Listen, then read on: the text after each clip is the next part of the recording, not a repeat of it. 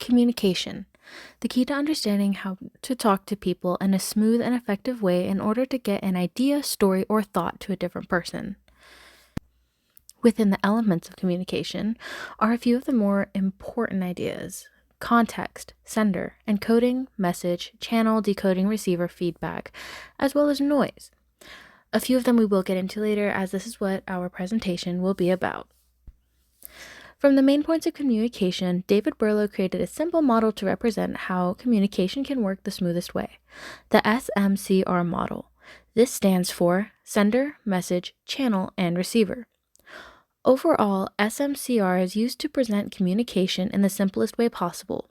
There are 4 components that are influenced by different factors to ensure the message is successfully conveyed. For the most part, the sender and receiver must share common ground in order for communication to be played out successfully. So you may be asking yourself, why is the SMCR model so important if it's basic communication? The SMCR is the simplest form to explain communication, which is why it is important. It allows people to see, not only know, but to see and understand what they are truly doing when they are communicating. Now we dive into the specification of each aspect of SMCR. The sender. To ensure communication goes smoothly, the sender should hold these few basic skills. Communication skills. The sender needs to know who the audience is in order to communicate successfully, as well as knowing their language for who they are talking to. For example, a 3rd grade teacher would have a hard time teaching a 9th grade class due to the fact that they had studied a different age group and know better how to speak to a 3rd grade class. The teacher could not tell the older students how to do multiplication tables by carrying leftover numbers on the other side, because the older students would know how to do that already. Attitudes. You need to know where you are when you're speaking, as to not use incorrect tones or phrases. If you are in a formal setting, for example, a job interview, you would not tell your interviewer that you think he is red. Instead, you would thank him for being easy to talk to. Knowledge. The sender needs to know that what they're talking about before they even begin speaking. They need to know proper terms in order to help the receiver understand what they are talking about. And this can be achieved by practicing something beforehand. Social system and culture. The sender needs to know who they are speaking to. And they need to recognize that everyone has different beliefs, religion, and thoughts in order to adjust accordingly.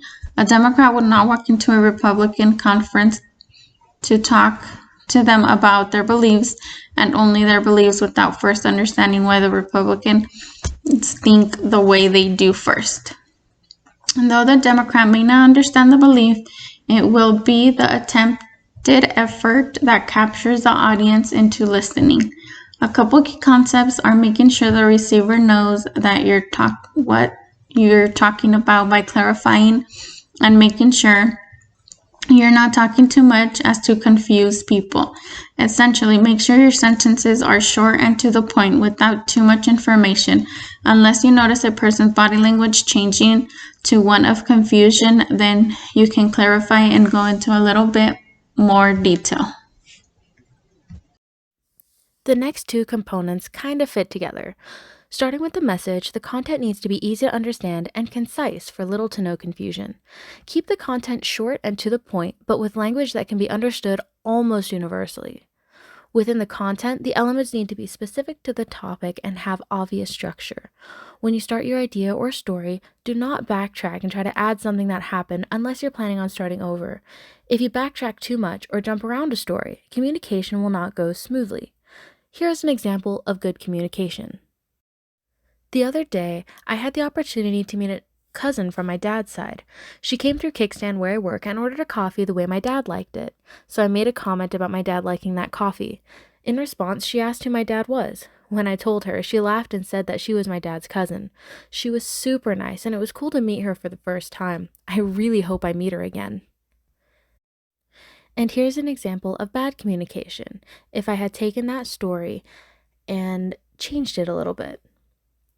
So, you know how I work at a coffee shop? Yeah, a kickstand. I started there about a year ago. It's been super fun. But anyway, I met a really cool lady. She came through the stand and ordered the same coffee as my dad. We joked about them liking the same thing for a bit before she left. But before that, I was laughing because my dad liked that coffee, and she laughed and told me she was my dad's cousin. I'd asked her for it before that, though. But, anyways, and I could continue the story from here, but then it would get confusing because I kept backtracking on myself. So you can see how telling the story with the correct structure makes things a lot easier. The final two components are treatment and codes. In order to smoothly get your message across, your message must be sent clearly and with steady treatment. If you tell a story that sounds happy, you don't want to sound too excited or it may seem a little overboard, possibly making your audience glad they weren't there rather than making them wish they were there. With codes, you want to ensure that your audience reacts the way you want them to. Throw in little things that possibly your specific audience understands. These can be pictures on a slideshow or bulletin, or sly remarks in your conversations that your audience can grasp onto. When channeling your information, the root must be able to pick up sensory information as well. It cannot all just be words, but there must be something behind it. For example, allowing someone to be able to see the SMCR model in their head to follow it as a person is talking.